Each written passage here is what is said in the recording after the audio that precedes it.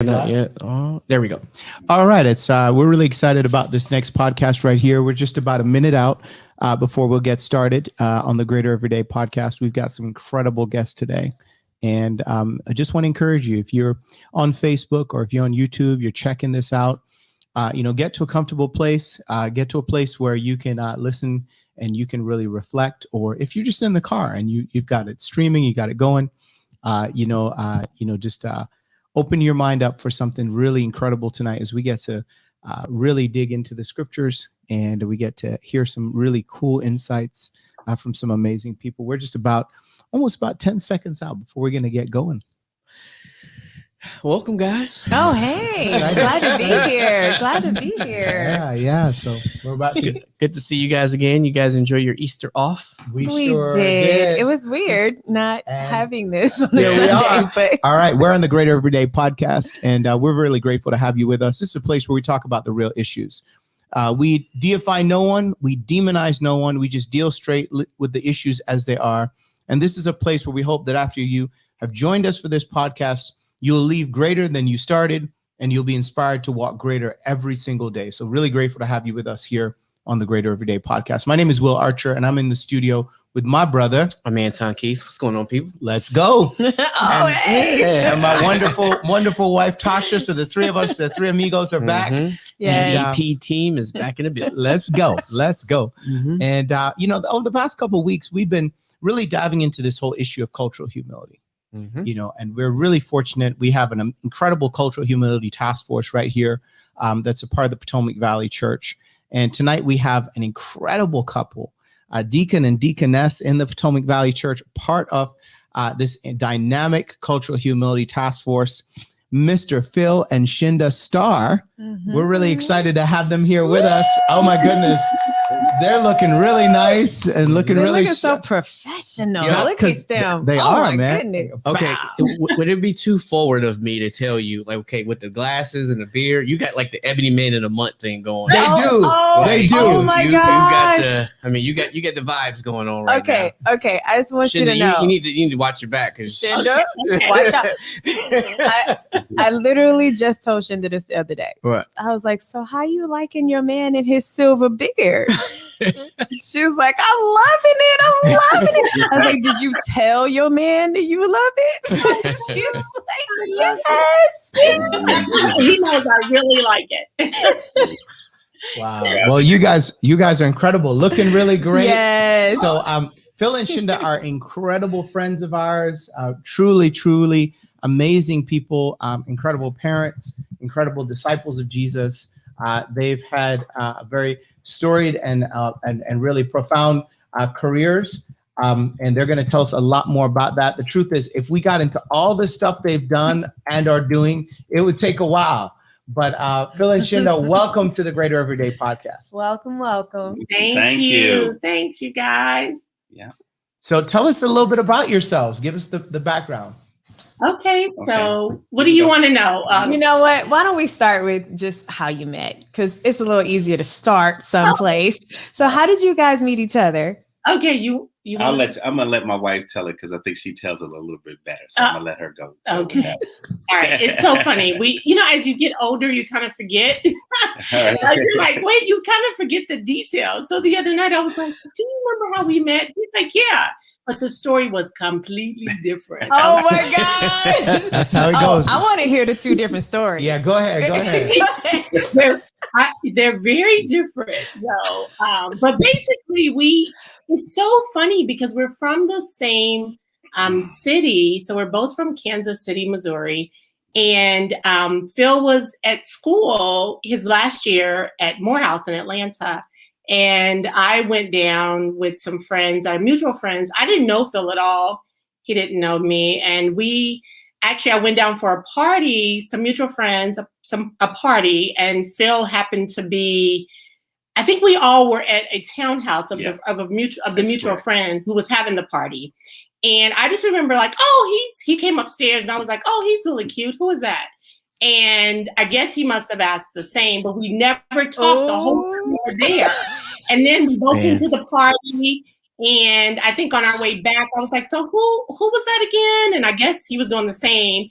And then he came home from school he was coming home for something, and our mutual friend ended up hooking us up like, hey, you guys should go out on the date. So we literally went out on pretty much like not a blind date, but I guess we had seen each other, but yeah.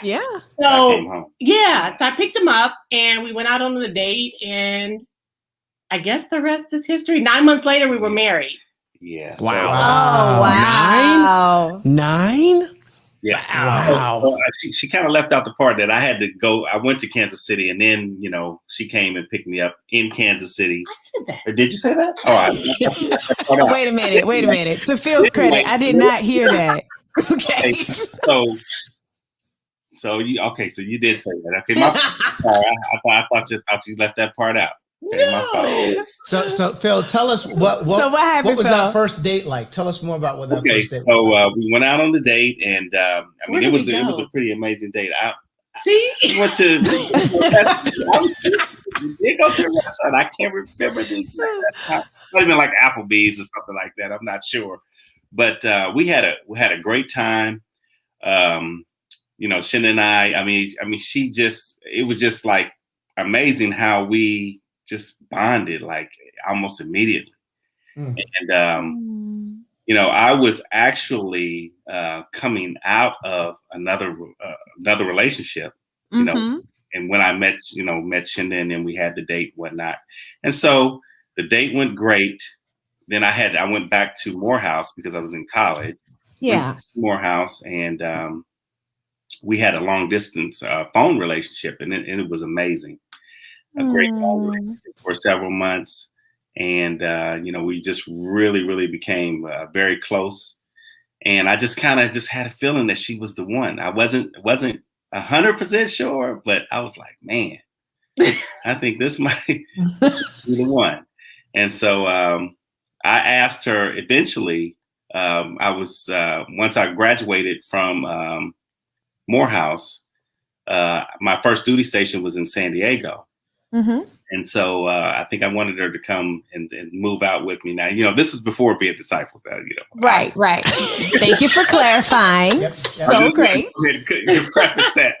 So great. That's okay. So I got so much to learn. BC. I had standards though, because I was like, oh no, because so he was being commissioned as a naval officer, and so his police station was in San Diego, and he was like, oh, you should come drive out with me. Right. Matter of fact, you should come move in with me. And I was like, no, I don't do that. Like, I'll help you drive out, but move in with you? No, I don't do that. Right. I don't do that. Yes. And so I think you kind of got the hint. I was like, I will move out with you if we are married. But if we are not married, I will be right here and you will be there. And I want to visit you. But right. And I think that drew me even more, even closer to her, because I mean, all the other girlfriends I had, they would, whatever, that I think I want. So she kind of gave me a lot of pushback. She was just like, no, I'm not going to do that. We need to be married. So I said, okay. And if not, all right, I will see you when I see you. All right. So there you go. Shinda. So you was like, I'm gonna have to marry this one. Yeah, we continued on, and everything was great. And then eventually, I asked her to marry me, and she came out. You want to go ahead and continue with that story too? Y'all want to hear that? Y'all want to hear that? Keep going. Yes. Okay, keep going. I asked her to marry me, so she came out, and we pretty much eloped. We went to the courthouse. We went to the courthouse, and my cousin, she was in San Diego at the time. She was our witness, and we went and got married. But you're leaving out something. Okay, so tell us what he's leaving. What did he leave out? Listen, when it comes to marriage, women remember all of that. But prior to all of that, the dating and all that, we were somewhere. I don't know. We got some chicken fingers or something. I don't know. But when it came to the marriage, okay, listen. It was a full moon out. Right. It was partly cloudy outside. Everything. They do. We remember everything. So we actually, he had proposed, and so we did have a date set. And so, I had my dress, we were planning the wedding and everything. But when I came out, I literally got cold feet. I was like, I just came out to visit. And it was around Thanksgiving, and we met his family in LA because he was in San Diego at the time. And I was just like, I don't think I can do this. Like, I don't think we can get married in May. So this was November. And I was like, I really don't think I can do this. Like, I think really, honestly, it's moving too fast for me. I think we should just like let it, just let's let it marinate. Let's see where it goes. Yeah. And it was just so funny. He was like, no, we need to do this. Like, he knew I was going to like not do it in May. And so I was like backpedaling. And so maybe I would have in May, but I don't know. I was really having second thoughts. I wasn't taking no chance. That's a smart man right there. Yes. We didn't know, but then we had to tell our families, and they were furious. And so then we had to still go along with the wedding in May. So I came back and I stayed until May, and then he came, and then we did the wedding. But we had been married for like almost 6 months at that time. Wow. Gotcha. It's kind of like a COVID wedding, like kind of how all these COVID weddings are. You like you have the it's small and then you have your big thing. Yeah. So we still went ahead with it, and we've been married. How long have we been married? We've been married. It'll be 29 years. Oh, what? I was gonna say 28. 29. Yeah, we got married on November the 30th, 1992. I'm glad you guys are feeling comfortable. See my man. Hey, look, I remember. Yes. That's right. I always get it wrong by like one or 2 years. I'm usually off. So he always has it. That's why I'm like, how long we been married? How long? That's pretty dope. Yeah, that's what's up. I like it. So you guys have 2 sons. Tell us about your sons. Okay. So we have a 19-year-old Cameron, and he's at ODU. So freshman, this is first year. Come on. And then, the other child, Parker. So that he's 15 and he's a sophomore in high school. So they're both disciples. Yep. So we're very, very pleased, happy about that. So that's awesome. So we just got a comment about how hilarious the two of you are. So just wanted you to know you are being enjoyed. So we knew you would. How long have you guys been disciples? I have been. So I was reached out to first. And about 6 months before Phil, because Phil was on deployment, we were in Jacksonville, Florida, and I was reached out in the grocery store. I mean, you were with me in the grocery store. Mm-hmm. So it took a little while for me to finally go out to church. But then once I did, I became a disciple. I actually got baptized, pregnant with Cameron. I was almost 9 months pregnant, and it was the 9/11. So September 11, 2001. Nice. We had decided with the team after studying the Bible that was going to be the day, and it was actually on a Tuesday. And so we had decided on Monday, like, okay, because I was like, I'm ready, like I need to be baptized. And so we had decided, and I remember one of the disciples that was in my studies, she called me that morning and was like, are you sleeping? I was like, yeah. She was like, wake up, you need to see the news. And I remember seeing the whole thing, the planes hit the tower. It was just replay and all that.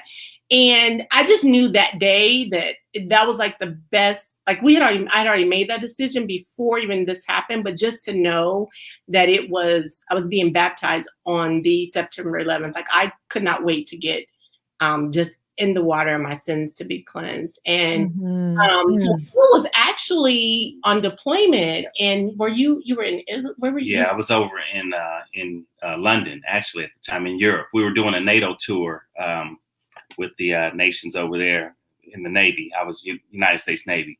And so I got baptized when I got back. But I was like, okay, Shinda, how's the church? I had to go. Yeah. I'm in this far off land, and I'm trying to, my wife is like, man, this is the greatest thing. The people are great, they're nice, we hug. This and that. I'm like, what is that? I mean, she's like, who's hugging my woman? What's happening to you? So I went through that whole thing, but when I got back, I said, when I get back, I'll come, but you're so excited about it. I'll come and check it out. When I came, it was like, the first time I came, it was just so amazing. It was very genuine. I mean, I was thinking, man, these, why are they, why were they hugging me so much and wanting to take my hand and, do all this? So you weren't the only one. That's good. But it was like, I just got a great feeling, a great vibe about it. So about a couple of weeks later, after I got back, I started studying, the Bible. And Easter, I think it was like March 31st, that particular year of 2002, I was baptized on Easter Sunday. So 19 years, disciples. Yeah. Wow. Were you guys still out in San Diego when this happened? No, we were in Jacksonville, Or Florida. Jacksonville. Yeah. Okay. Wow. So I know it took a long while to answer that question. Sorry. No, That's that cool. was great. That's fantastic. Yeah. That's fantastic. Now, tell us a little bit about this Cultural Humility Task Force and kind of what that's been like, what your experience has been like being a part of that task force, and let everybody know kind of a little bit about what that is and what's going on. Okay, so the Cultural Humility Task Force that we're part of, I mean, it's an amazing group of, it's the deacons and deaconess. We have this group where we come together and we, talk about all the issues and the topics that are going on in the country. There's a lot of things that are happening. So, this is a great time to have this task force, with diversity issues and equality issues and a lot of racial things going on. We've come together, to help not only ourselves, but, to help the church to maybe deal with these issues as they arise or as they come up. I think one of the things that I really love about, what we've done to even just set up how we're going to, help out with the situations is that we were able to get to know each other. We had each other had to tell their particular stories of how they grew up, and they're pretty much their life. And, it allowed us to be real open with each other. I was real nervous about it at first, but, once I started talking, I was like, wow, this is awesome to be able to just share, my life, coming up as a child and things that I've gone through. And the reason why it was so important for us to do that is because, as this group begins to, help our help the church and then help other people with diversity and cultural issues, it was good for us to just really know how we came up and know our views about different things. Because one of the problems in society is that, we, think things about other people, but we just don't really know their path, know their life, what they've done. And so, just getting to, share our stories with each other in the group has really, I think, set us up, to really be able to help and to do some great things with the group that we've established. What was it like for you? Thank you so much, Phil. That was an excellent answer. What was it like for you, Shinda? It was, well, first I felt very honored to be asked, and even to be asked to be a deaconess. Really had to pray about it and just, just was I worthy enough? I really struggled with just wanting to make sure that I could do what I need to do to please God. And so I didn't take the invitation lightly. The group, I think, it's a phenomenal group. Just like Phil said, just to get to know everyone. I think every time someone shared their stories, I am a crier. I didn't know that I was, because I try to be really tough. But there's such a sensitive side of me that I don't really show a lot, but it's there. And I think lately, just over the last couple of years, just all the things that we've gone through personally in our family, that is just really, I found myself to be so much more sensitive. And just to hear everyone's story, their backstory was just life-changing for me. Because it's so easy to look at people and think, you can already, I know we're not supposed to judge, but I think there's a part of us that we do kind of have our own biases and our own judgments. And I know we're not supposed to, but I know we're human and we all, have that issue at times. But just to really hear everybody's stories really just made me see each person differently. Not that I saw them in a bad way, but just really to see them just the way Jesus sees them. So for me, it was really transforming.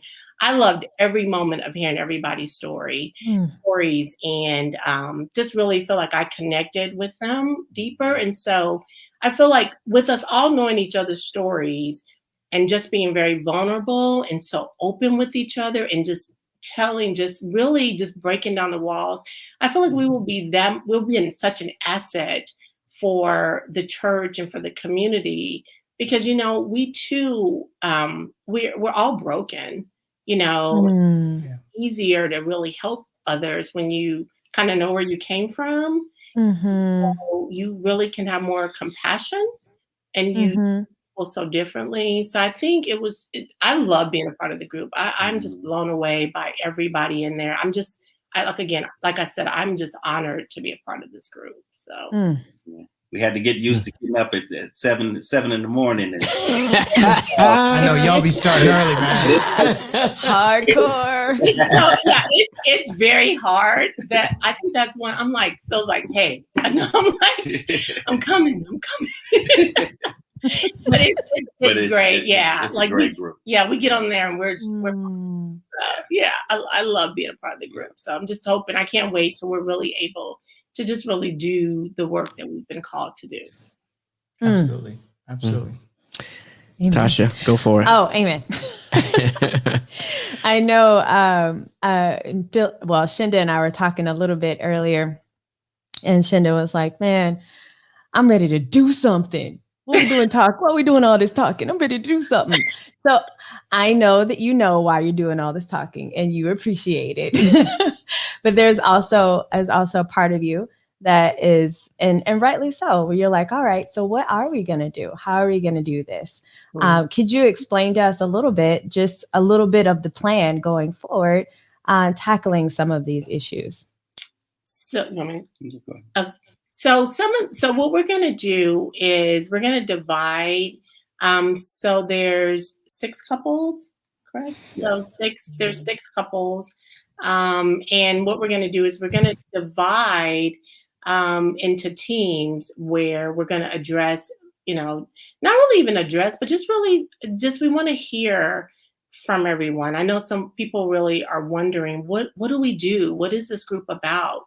And so there isn't anything hidden in this group. We want it to be transparent. We want to be able to really, just listen and really hear from everyone. And so being able to divide into groups, we'll be able to, some of us will meet with our Cornerstone ministry. Some will meet with, the young married. Some will meet with the single. So there'll be different teams that will meet. And really the goal is to really just to really listen.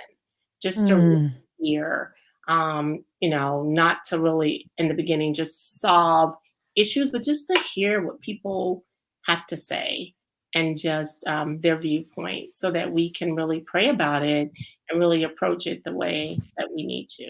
So that's one of the first things we're going to be doing. That's great. Now, with that in mind, faith informs everything that we do. And so we want to just take a moment just to look at a scripture tonight that I think will really help to offer some context even for our deep conversation with the stars. Again, so grateful for everybody joining us here on the Greater Everyday podcast. And we're going to take a look over Ephesians chapter 4. And if Ephesians chapter 4 and verse 14 is where we'll pick up, says, then we will no longer be infants tossed back and forth and blown here and there by every wind of teaching and by the cunning and craftiness of men in their deceitful scheming. Instead, speaking the truth in love, we will grow up to become in every respect the mature body of him who is the head, that is Christ. From him, the whole body is joined and held together as every supporting ligament grows and builds itself up in love as each part does its work. So we won't, we definitely are seeing a whole lot that's been going on in the country. And I just want to say, for my part, I'm just looking at you guys, and you guys look beautiful, wonderful, sharp, awesome. And you always have been. But I got to tell you, in my darkest, most difficult moments in 2020, you guys were there for me. And you really helped me just in my own heart, my own faith, as I was wrestling with just the deep sadnesses in my own life with, my mom's loss and, my siblings dealing with my mom passing away and all the challenges that we faced with, COVID-19 and with race and racial injustice in the country. And you guys have always been a safe place for me and Tasha to be able to talk about what we think and how we feel.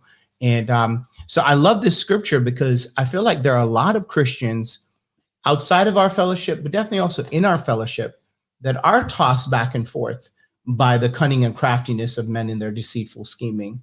And I really appreciate that you guys started off by speaking the truth in love about your own story and hearing the stories of others, which is the next step that you're taking with folks in our specific ministries within the congregation.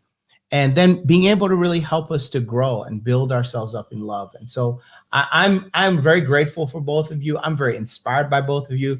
I have the greatest confidence, both Tasha and I know the elders feel the same way, the greatest confidence in you guys, because in the private place, when we're not on the camera, that's who you are. Mm-hmm. And so y'all look good and on the camera, but I know that you're going to also do good on and off the camera, so I appreciate that. What have been the biggest challenges for you, though, as a couple, kind of working through your own heart over 2020 and coming now into 2021? Yeah, I think, for me, just going through, the challenges has been just, dealing with, this whole COVID situation and just being, just in feeling like I'm in a cycle, feeling a little bit detached from, people, from life. Cause I'm more of an engager. I like to, just be with people and just be out there doing things. And so I just kind of just been thrown a little bit off, but also now what I'm realizing is that, this situation, I don't know when the situation is going to end, but, I've got to learn how to be creative and just do things, be more intentional about, being out there, reaching out to people. I mean, there's several, people that I really want to reach out to. And I keep talking to Shinda about it, going back and forth and saying, hey, I want to reach out to this person. I want to reach out to that person. Do it. Just do it. So I think I got stuck in a rut of, just with all the social distancing and just being, more isolated. It's just caused me to not, be, or reach out or do things that I really want to do. But now, I'm realizing that I just got to just do it. I just got to get out of it and get through those type of challenges that, that we've been dealing with this pandemic and all the other things that have been going on inside of, this past year and a half. So how has this been for you guys' marriage? I know, just, going through COVID and being stuck in the house and everybody's working from home and all of the above. There's been lots of divorces. There's been lots of marital issues all over the world due to COVID. People are stuck in the homes. They're just stuck. Yeah. But I know for you guys, it's been an interesting journey, with you guys taking walks and, whatever. You guys can share about that. But what's it been like for you guys? What has the adjustment been as you've been working through COVID and trying to figure out how to be married all over again in a whole different context? I think for me, it's funny because I always try to find like something positive, even in the worst of things, like just something positive. And I know COVID it's been tough. It's been a really tough year last year. And but I think what's been great as far as us, I was like, oh, okay, well, we get to work from home together. And at first I was like, this is gonna be awesome. I'm gonna be working from home with my husband. Yay! Yeah. Not that it was bad. Not that it was bad. Yeah. It was We're still here. We're still here. Still alive. 29 years. 29 years. So what we had to do was we had to strategize, right? So I was like, okay, so you can have your office, but I got to figure out where I'm going to work. So my office ended up being the sunroom. So it would be great. And it was great. So when I would go tap, so we'd have to see each other during the day. So I would go, if I needed him for something, I would walk to the door and I would, because he, it has the window panes or whatever in the door. And I would peer in. And if he said, wait a minute, I'd be like, okay. However, and when I'm working, I'd be working. And all of a sudden he just comes in. And, and I'm like, sorry, that's my husband. Yeah, I had to make some adjustments. So I finally had to put a big sign on the door, working from home, texting. So we became texting during the day. Hey, You guys went from working from home to sharing office space. Right. Exactly. But honestly, I feel like we've had a lot of fun though, because we've been able to spend a lot of time together. I feel like our marriage has, it's always a crazy marriage. I feel like we're friends, and one moment we love each other, the next minute we don't like each other. And it's okay. that's real. That's real. That's real. That's Yeah. real. Yeah, that would be weird if you told me something different. I know. Right? Oh, man. It's always fine. Yeah. Everything's like Yeah. peachy here. Be It's afraid like, you got some kids in the basement locked up I or know, something I like know. that. Like, people, what's going on here? But it's like when you work when you're working every day to get, everything is together. But I think we had fun. Like it really wasn't that bad. So for us, we just had to learn how to navigate and work through it. I think I'm back at work now. And so it was so cute the other day. He was like, I actually miss you being home. And I'm like, I miss being home. Like I love being home. So me working from home was a joy. So just besides a few interruptions with, him coming in and like, other than that, it was great. So for us, I don't really feel like it was hard or difficult. I mean, I really feel bad for the people, their marriages, that it was very difficult, because I could see that. I really can. But we just seem to have to, work it out. And there was times we just needed our space. Like, just I needed my time, he needed his, and we just had to figure out how to do that. Plus with, our son working from home, me doing school from home, we just had to learn how to navigate, but it turned out okay. Yeah. So. For me, one of the biggest things was, I mean, our communication really, really improved, because obviously, we were close to each other in proximity. So we got a chance to really talk through some things that, had I been in DC in the office and, this and another, we may not have, talked about. So, I think that was a great point. Yeah. Just being together. Yeah. That's really awesome. We survived. You survived, and you're thriving. We survived. Yeah. You survived, and you're doing it. Hey, so I wanted to ask you guys a question, kind of dialing back a little bit to the cultural humility piece. So the group is really diverse.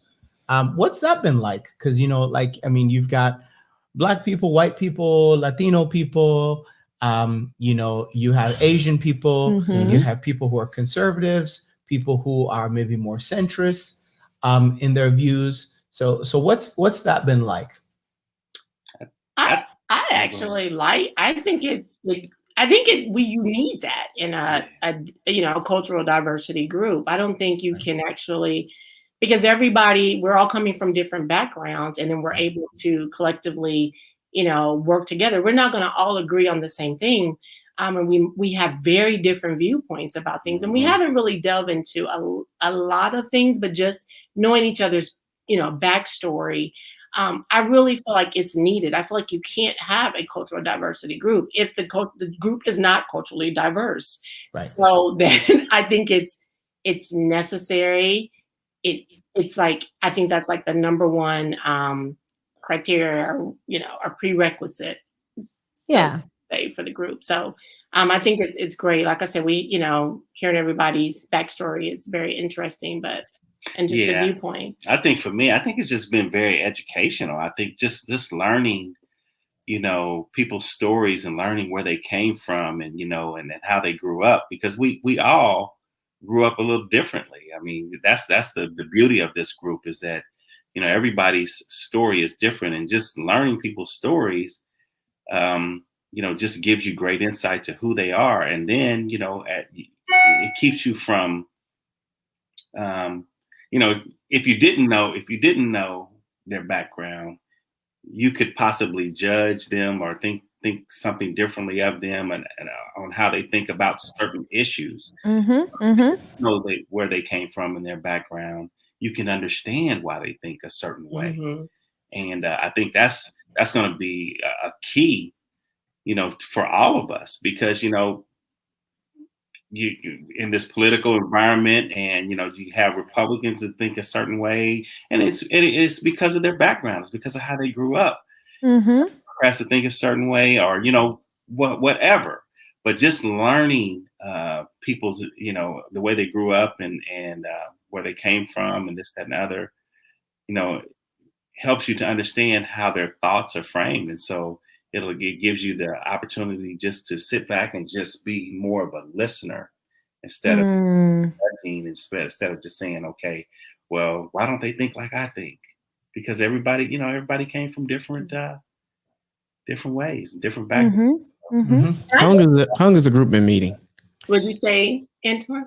How long has the cultural humility team been meeting families and things like that? I think we've been meeting since it's like October, I want to say. September, October, something like that. Yeah. It's been a little while. So 6-7 months. Yeah. Okay. So how long has this country been formed? About 400 years. Okay. So we've been around since, let's just say, for the sake of argument, since 1776, since our incorporation and our Declaration of Independence. Okay. So in 7 months, a small group of people have figured out that if you don't just judge everything based on like maybe a bumper sticker, skin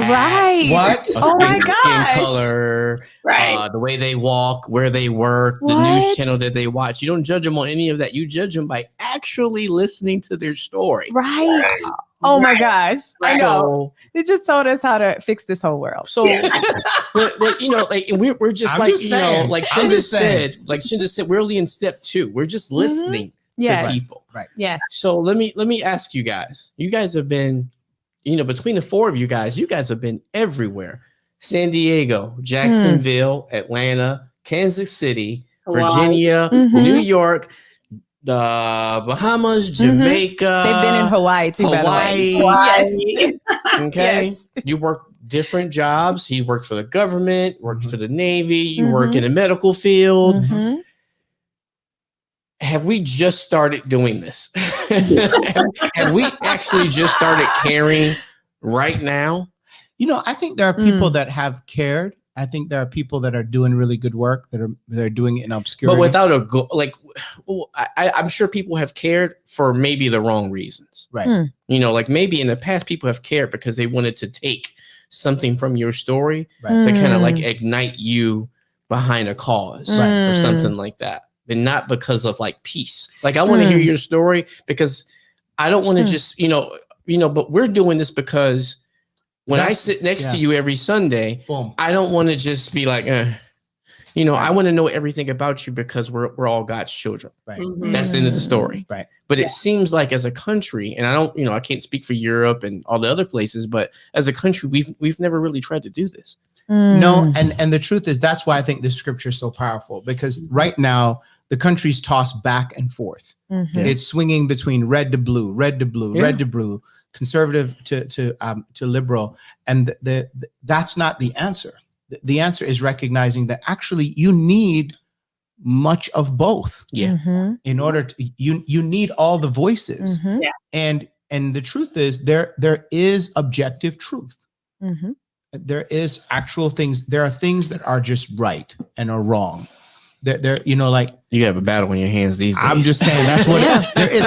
But also, if you just stay with the way things are, then we die. So you need voices that push and that say we should change and we should embrace new ideas. You need that in order for us to thrive. Yeah.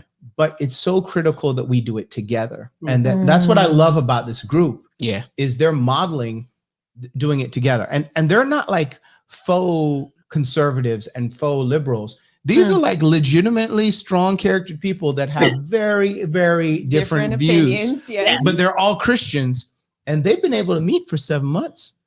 And they haven't stopped meeting, and they're meeting at 7 o'clock in the morning. I don't know, man. Yeah, y'all no joke. So Shinda, you crying at 7:45? You already crying? Yeah. Honestly, like I don't like being, having the waterworks, but yeah, I'm like, what? But yeah, right.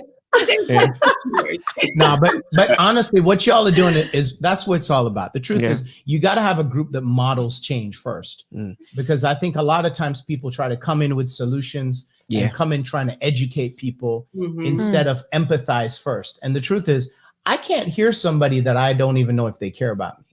But if I know that you care about me and you know me, then I can hear you. And I think that's really critical. So I really appreciate just what you guys are doing. I wanted to ask you a question though. So what is your vision of where this might go like a year from now? Like if we were to talk in 2022, April of 2022, where do you see these conversations really taking us as a church? Just talking to our specific church. That's a very, very good question that I've never thought about, but I have an opinion. So here's the place for it. Right here. Yeah. So honestly, I think what I would love to see happen a year or two from now is that we're able to have that we can really learn in this group, that we can help this be like a model or a framework for how we really talk about hard and deep issues. And that, it can be modeled where other small groups can do the same, and really even outside of this. So if it reaches other churches and other communities, where we can really help people to say, you know what, we're all very different. We come with different ideas and different views, but collectively we can work it out. And we're not going to always, agree on everything, but just the way to be able to do it, where you can listen to each other's stories. I hope that this can be a start of the way that we have conversations. That when someone comes with them, if someone's upset or they have a different idea about something, that they're not shut down, that we can listen and hear why they feel the way that they feel. It could really change our perspective on it and the way that we see. And I think it would build so much unity. I think it would really break down a lot of walls and barriers and even a lot of hatred. And so I'm hoping that we will be able, that, we can just hope to just make this, for lack of a better word, that this could be not the norm. That's not the word I'm looking for, but like a standard. Yeah, maybe a standard or something. But that's what I'm hoping to see. I'm just really hoping that standards are cool. Yeah. Yeah. Objective ones too. Yeah. It might not be, might not be in style right now. I'm just saying. It's not. That's okay. But, might not be in style by now, but I like them. Changed my life. Yeah, you have an idea that, you feel like, okay, I can really have a conversation and not feel like I'm going to be shut down. Or, that's what I think we need to get more to, and really listening. Because, I had a conversation with one of the other brothers that's not in our group, and he was just asking questions, about what do we do? And, what is this group all about? And when I was just telling him that, we really want to just, we really want to be able to hear and understand why sometimes people feel the way they feel, and maybe be able to really help work through that to come up with a solution. And so we come up with it together. I mean, it's not going to be everybody in the group, but as we listen to other people, we can come up with great solutions. It's got to be a framework for moving forward. So I'm hoping in, a year or two that this is the norm for us. Right. Yeah, absolutely. Absolutely. What do you think? What do you guys see? What do you see, Tasha? We start with you. What you got? Wow, I just turned that whole spotlight on I you know. real quick. Wow. What you want to see, Tasha? I tried to spare you, and I know. saw Can you believe he reflected did that whole that to me? thing I right there. Wow. Right, Tasha. I personally thought we were ending right there because I feel like they dropped the mic They on that did. one, but that's fine. That's cool. So here we go. I thought you were ready to click the off button, but I mean, guess we're here. So.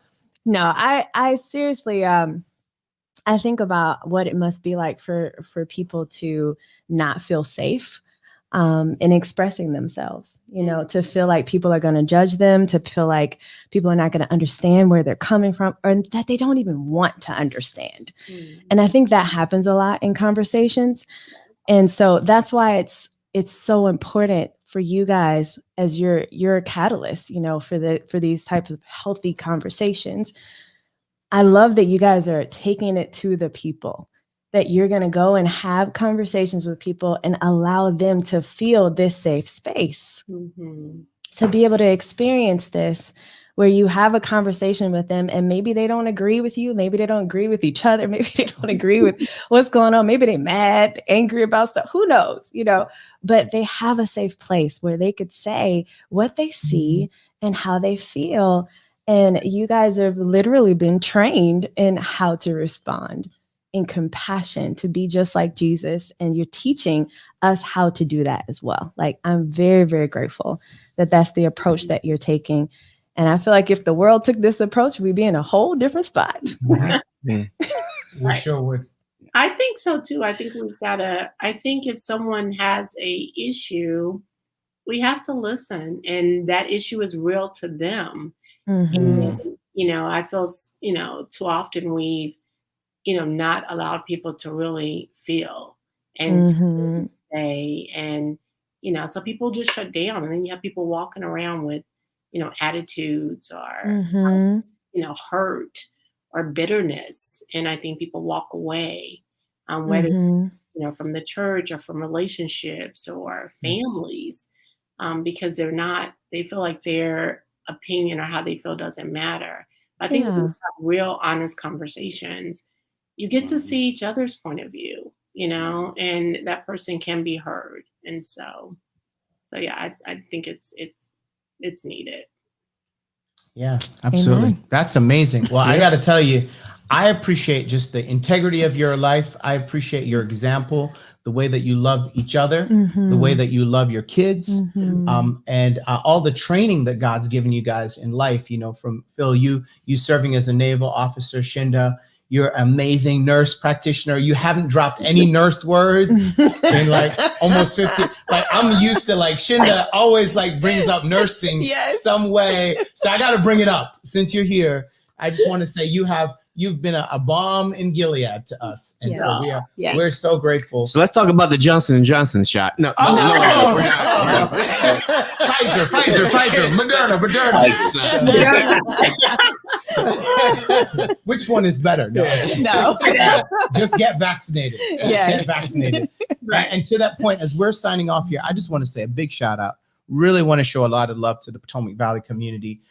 12,171 people registered to get vaccinated in a small little community. So I'm really proud of everybody rallying together, making sure as many people as possible knew about it. That happened in just 2 weeks. It's like a week and a half period. Everybody got the word out. Everybody that wanted to get vaccinated in our church got vaccinated or got registered, or as some have even gotten first and soon to be second shot. So really, really excited about that. But again, really excited about where God is leading you and how you're going to lead us as we deal with cultural humility. As always, this is the Greater Everyday Podcast, a place where we talk about the real issues. We have not demonized anyone or deified anyone. We just have dealt straight. There is objective standards in the world. There are real hurts that people have. And you know what we're learning from Phil and Shinda and from the Cultural Humility Task Force they're part of? after 400 years, 7 months, they figured out if we just Maybe talk, if we listen. if we just listen and talk to each other, Yes. it's possible. Yes. We can actually be unified. Mhm. So that's possible. Really grateful that you'll join us. Look forward to you joining us next time as we continue the conversation. We've got some more members. Two more, right? We Two got more groups. Two more groups. members. We, Mhm. you know, this is 4 of 6, and so we're super excited to have you guys right in the mix. 4 of 6, and the heart to it all. So we look forward to the conversation continuing next week. As always, the Greater Everyday Podcast is encouraging you every day to be a little bit greater. Stay strong. See you guys. Love you Peace. guys.